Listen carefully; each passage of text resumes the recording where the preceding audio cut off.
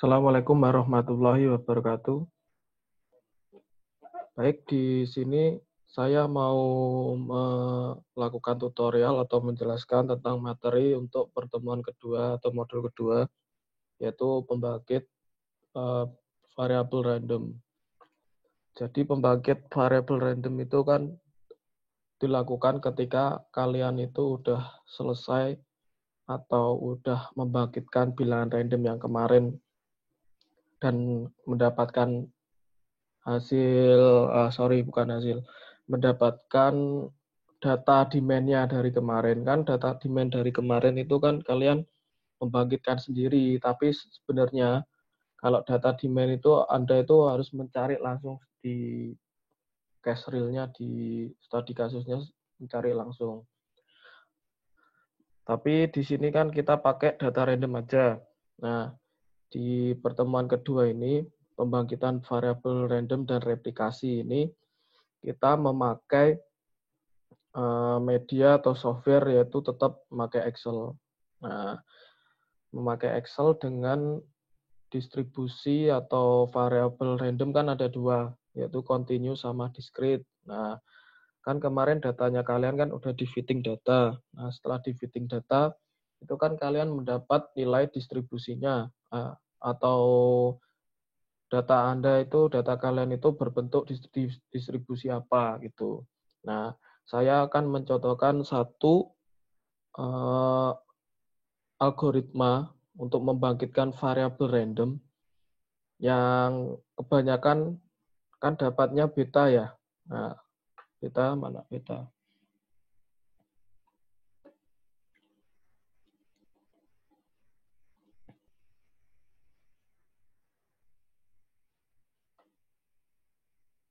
Nah, ini adalah beta. Jadi algoritmanya beta. Beta gimana kok aku bisa tahu algoritmanya harus pakai beta? Ya, hasil dari fitting data dari datanya Anda kemarin. Itu kalian dapat apa? Distribusinya. Jika kalian dapat uniform, berarti ya kalian pakai algoritma ini. Kalau kalian dapatnya expo, berarti ya pakai algoritmanya yang expo. Nah, berhubung kemarin di praktikanku kan banyak yang dapat beta, saya mau nyontoin dikit aja tentang gimana sih membangkitkan variabel random dengan berdistribusi beta. Nah, step awalnya kan nomor satu itu kan kalau algoritma beta yaitu bangkitkan Y1 gamma alfa 1,1 dan Y2 adalah distribusi gamma alfa 2 dan 1,1. Di sini kalau nomor satu berarti kalian itu disuruh untuk membangkitkan data dengan berdistribusi gamma atau mengikuti algoritma dari distribusi gamma. Ini dari step 1. Berarti kita lihat dari gamma ya. Gamma. Nah, nih. Kita lihat dari gamma. Bangkitkan bilangan random 1 yaitu dari 0 sampai 1 dan P sama dengan B kali bilangan random 1. Jika P lebih dari 1 kemudian ke langkah 3, jika tidak maka ke langkah 2. Jadi gini langsung aja ke Excel-nya. Nah, di sini saya udah punya data permintaan sebanyak 50 data. Ini kan kalian udah punya juga di sini. Dan ini adalah periodenya dari kalian. Atau kalau dari punya aku kan sampai 50. Nah, kayak kemarin kan ada 30 sama 50 kan. Terserah pakai berapa. Nah, ini hasil expression, ini hasil dari outputan dari arena.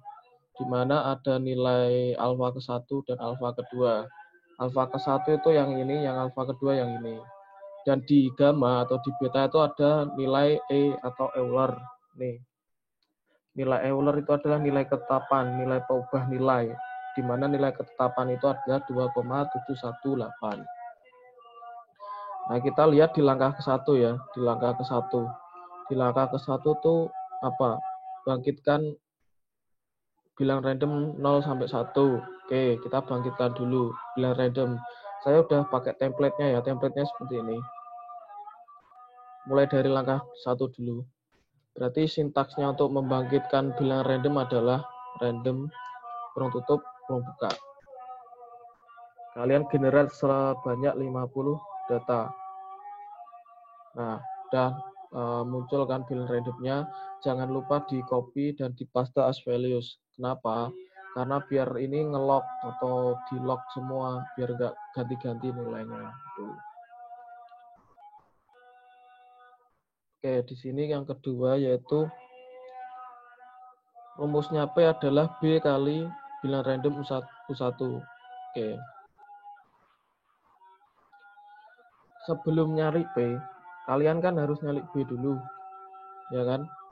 Nah, di sini B itu nggak ada rumusnya. Kalau nggak ada rumusnya, berarti kalian itu harus mencari apa rumusnya. Nah, rumusnya itu adalah sama dengan alfa yang ini ditambah Euler per Euler. Nah, ini untuk alfa yang ke-1 ya. Ini untuk alfa yang ke-1. Jadi nanti kalian tuh nyarinya alfanya itu ada 2. Karena alfa ada 2, berarti kalian tuh nyarinya 2 kali. Yang bedanya itu di P sama di ini. Itu. Nah, dari rumusnya berarti lihat apa? P sama dengan B kali U1 atau bilangan random 1. Tinggal dikali aja. Jangan lupa ini di lock biar nanti nggak ganti. Nah, cara ngelocknya itu dipencet F4. Nah, kalau udah di lock itu caranya kayak gini. Ini udah kelihatan ke lock dikali nih.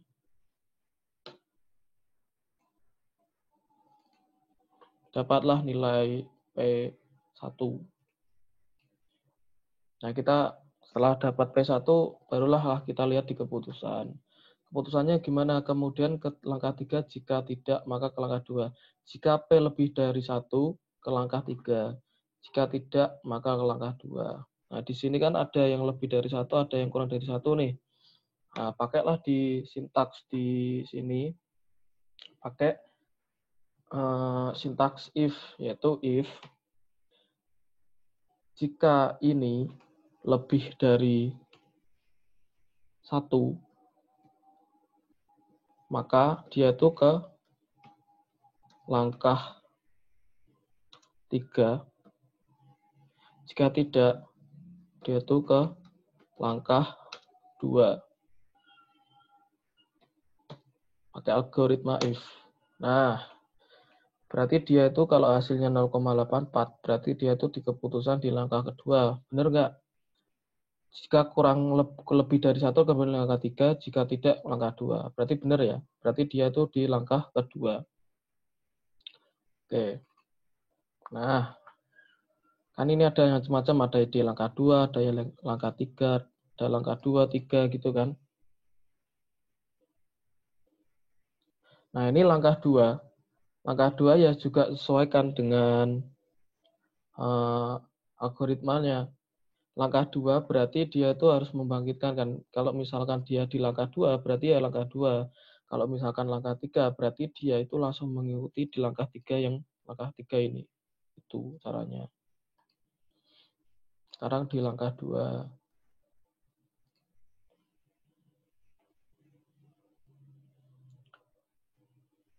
Oke ya, sekarang di langkah 2. Di langkah 2 berarti dilihat dulu. Di langkah kedua yaitu ada rumusnya adalah yaitu Y sama dengan P pangkat 1 per alfa dan bangkitkan U2 bilang random 0 sampai 1. Pertama kita cari Y-nya dulu ya. Nah, Y-nya dulu ini tidak rumusnya apa tadi? P pangkat 1 per alfa. Berarti ketika di sini ini kita pakai sintaks if juga. Jika di sini dia tuh di langkah 2 sama dengan langkah 2, maka dia hasil P-nya ini dikali, di pangkat Pangkat apa? 1 per alfa. 1 per alfanya tadi berapa? 1,13.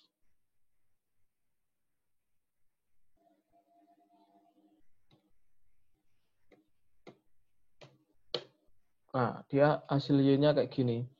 Udah kan, kalau pakai Excel tuh cepet. Jadi kalian tuh nggak istilahnya ngitungnya itu efisien. Kalau kalian nggak pakai Excel tuh susah. Nah, gitu.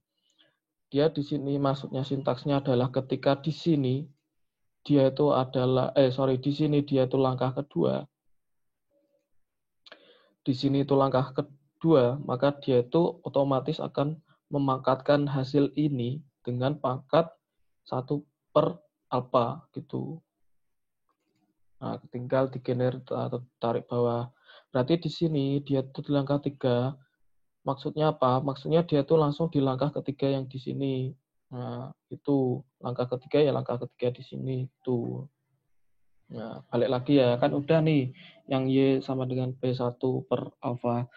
Dan sekarang kita bangkitkan bilangan random 0 sampai 1 ya sama dengan ren itu. Nah, ini jangan lupa kalau yang di langkah ketiga itu nggak perlu kalian membangkitkan untuk di langkah ketiga, jadi dihapus saja. Nah, ini teman-teman yang tak maksud kalau nggak di lock tuh ganti-ganti. Nah, ini kan ganti-ganti ini angka-angkanya, makanya di lock. Nah, tapi sebelumnya ini dihapus dulu ya, karena memang nggak pakai ini. Karena emang dia di langkah 3. Nah, dah. Sekarang di copy, di paste as values. Nah, oke. Sekarang dilihat di keputusan. Keputusannya gimana? Jika U2 adalah kurang dari sama dengan E pangkat min Y, dia tuh X sama dengan Y. Jika tidak, kembali ke langkah ke-1. Kita lihat dulu keputusannya.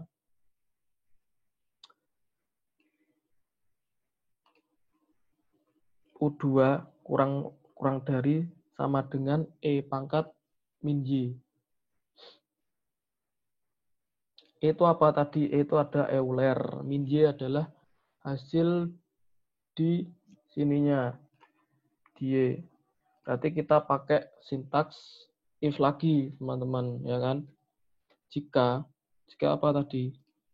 Jika U2 itu kurang dari U2 itu maksudnya bilangan random kedua kurang dari hasil Euler pangkat min Y, itu dia tuh keputusannya X sama dengan Y. Jika tidak, kembali ke langkah 1. Berarti kita pakai logika if lagi. Jika, kan yang dimaksud ini kan, kurang dari sama dengan apa tadi? Euler pangkat min Y ya. Eulernya berarti 2,718 pangkat Y. Y-nya ini min Y ya. Min Y atau Y? Oh, min Y. Berarti ini dipakai min. Maka dia keputusannya adalah X sama dengan Y. X sama dengan Y. Tapi ini adalah keputusan yang kedua ya. Ketika dia ini lebih dari apa tadi? Lebih dari ini E pangkat sama ya. Kalau dia itu lebih dari 2,718 atau Euler pangkat min ini min G min Y maka dia di langkah ke-1 atau langkah ketiga. Langkah 1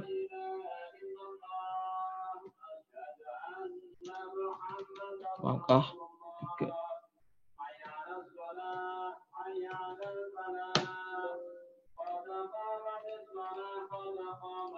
Iya. Ini maksudnya adalah keputusannya jika dia ini H11 itu U2 itu kurang dari sama dengan Euler pangkat min Y, dia tuh di keputusannya X sama dengan Y. Ketika tidak, dia itu berarti keputusannya di langkah ke 1. Jika bilangan randomnya itu lebih dari bilangan ininya lebih dari sini.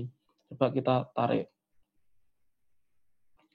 Nah, di value ini kan nggak ada nilainya, teman-teman. Berarti dihapus saja di value ini.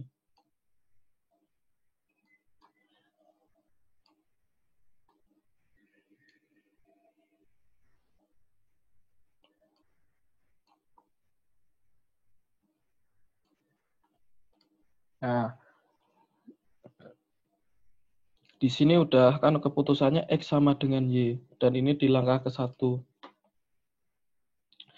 Berarti kalau dia di langkah ke-1, berarti kalian tuh balik lagi di sini buat lagi sesuai dengan di sini juga. Seperti ini lagi, langkah ke-1, langkah kedua, langkah ketiga gitu. Tapi kalau udah X sama dengan Y, berarti dia itu udah mendapat variabel randomnya. Berarti Y di sini Y itu bertindak sebagai variabel random. Kalau sampai dia di langkah ke-1, berarti kalian buat lagi di sini. Sama seperti ini stepnya kayak gitu.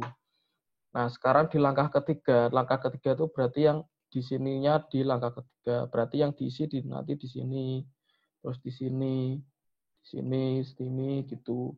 Nah, ini untuk langkah ketiga, silakan lagi nanti teman-teman dilihat algoritmanya sesuai yang ada di modul. Cuma tutorialnya saya sampai di istilahnya di langkah ke-1 dan langkah kedua gitu. Sekarang untuk masalah algoritma udah selesai ya. Sekarang aku mau jelasin tentang replikasi. Nah, ini teman-teman, di sini kan aku udah dapat nih hasilnya dari nilai Y akhir sampai dia itu nilai simulasinya, data simulasi gitu. Nah, ini nanti teman-teman kayak gini nanti. Nah, kayak gini. Nah, kalau udah semua, nanti kalian itu dapat nilai Y akhir atau yang menjadi parameter untuk menentukan variabel random teman-teman. Nanti kalian coba dulu cara-caranya untuk mencari Y akhirnya.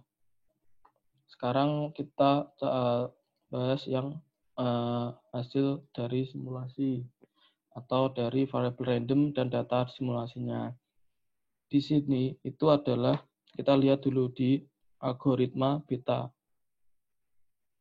Nah, kalau kita untuk mencari X, dia itu rumusnya Y1 per Y1 plus Y2. Jadinya ketika nanti kalian udah semua stepnya sampai akhir, udah dapat Y akhir, dan lain-lain, di sini di X-nya.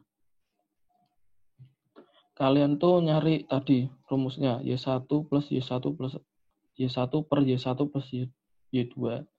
Nah, di sini AN itu yang ini. Y akhirnya yang di sini itu bertindak sebagai Y1. Nah, sedangkan yang Y akhirnya yang di sini, dia itu bertindak, Y akhir itu yang alfa kedua. Yang alfanya berarti yang di sini, 1,04.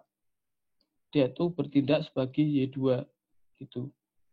Jadi rumusnya ini, Y1 per Y1 plus Y2. Hasilnya kayak gini. Ini yang dinamakan variabel random. Variabel random ditujukan untuk membuat data hasil simulasi. Nah, kan kalau simulasi itu pasti istilahnya penuh dengan random ya. Sesuatu dengan random itu pasti disimulasi. Nah, gunanya variabel random itu untuk membuat data tiruan atau data simulasinya dari kalian gitu, yang sesuai atau merepresentasikan sistem realnya kayak gitu. Nah, ini kalau udah dapat variabel random, kalian tuh bisa cari data simulasinya dengan cara rumusnya itu adalah kan AN tadi dia tuh Y1 ya. Nah, Y1 kan AN. Dia itu Y1 plus 67 apa? AN67 itu adalah mana teman-teman? Lupa.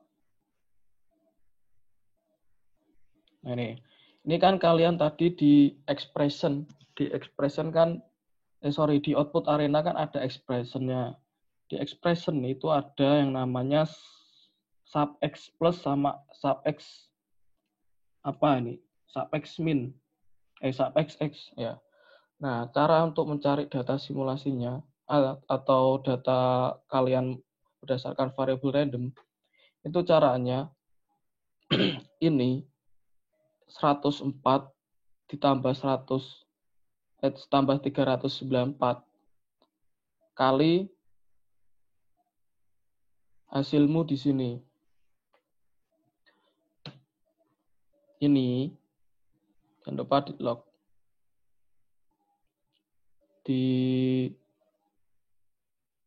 Ditambah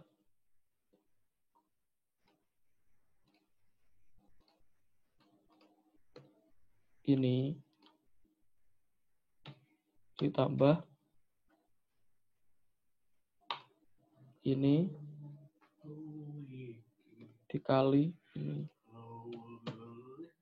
Nah, hasilnya data simulasi dari kalian itu 227. Sedangkan data realnya dari kalian itu 287 gitu caranya. Nah, sama kan.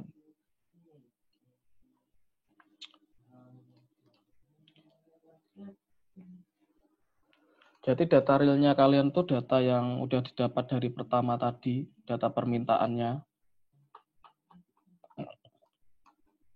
Sama data simulasinya kalian itu mencari dari rumusnya. Rumusnya kayak gitu. Nah, sekarang kan udah diketahui nih data real sama data simulasi. Nah, data real sama data simulasi ini istilahnya data simulasi itu kurang lebih sama seperti data real karena memang kita cari dengan variabel random karena simulasi istilahnya adalah meniru dari sistem realnya kan. Nah, kayak gitu. Nah, variabel random itu berperan di situ untuk menentukan data simulasinya berapa, terus seberapa, terus distribusinya juga apa. Nah, itu variabel random itu berpengaruh di situ. Nah, sekarang itu masuk ke replikasi. Nah, sekarang kan udah diketahui nih rata-rata data real, rata-rata data simulasi nih, karena di sini juga bisa dicari rata-ratanya juga. Dan ternyata itu rata-ratanya yang real itu 309,18, simulasinya itu 297,86 dengan beta yaitu 11,32 dan alfa 0,05. Nah, ini bisa dilihat dari output dari arenanya itu berapa alfa betanya ada di situ. Sedangkan variansi data realnya bisa dicari. Berarti yang variansi ini dengan sintaks variansi dari sini ke sini. Jadi sintaksnya untuk mencari variansi itu, kan ini mintanya data real ya. Nah, berarti tinggal di scroll aja ke bawah. Nah, dapatlah dia variansi data real. Nah, kita di sini mencari kondisi steady state-nya atau kondisi optimalnya dia itu sebenarnya direplikasi ke berapa sih gitu. Karena memang di simulasi atau di apapun, di optimasi itu pasti ada yang namanya replikasi atau pengulangan. Tujuannya untuk apa? Itu tujuannya untuk mengetahui kondisi steady state-nya atau kondisi optimalnya direplikasi ke berapa dia. Gitu. Nah, kita cari di sini dengan cara N itu adalah replikasi keberapa, T-table-nya hasil dari T-table, T hitung hasil dari akar rumusnya ini, akar dari akar dari variansi per akar dari ini, replikasinya, replikasi keberapa. Ini rumusnya. SQRT itu adalah sintaks untuk akar. Jadi akar dari variansi data real akar dari variansi data real per replikasi keberapa dia di situ. Nah, ini hitungnya bisa cari dengan kayak gitu. Berarti kalian harus membangkitkan variansi data real dulu.